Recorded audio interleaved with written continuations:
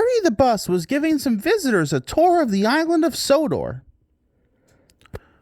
It was their last afternoon, and Edward was preparing to take them to meet Bill and Ben. He found it hard to start the heavy train. Asked Henry. Remarked James. Grunted Gordon. Burst out Duck. Said Boko. Said Edward as he finally puffed out of the station.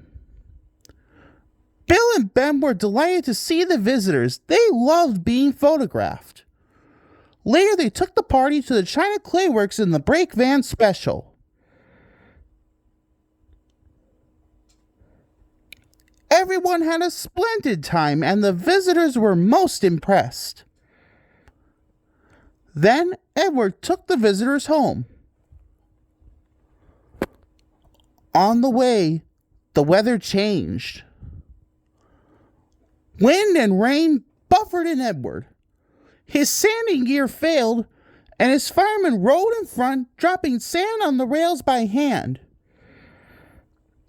Suddenly, Edward's wheel slipped fiercely, and with a shrieking crack,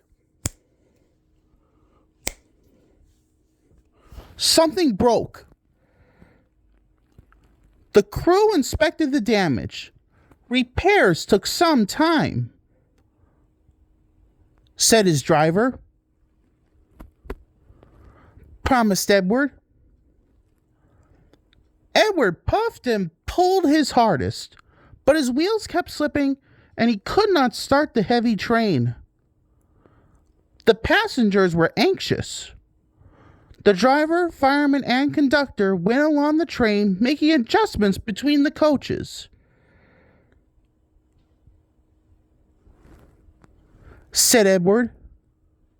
He puffed and moved cautiously forward. The first coach moving helped to start the second, and the second helped the third. Puffed Edward, warned his driver,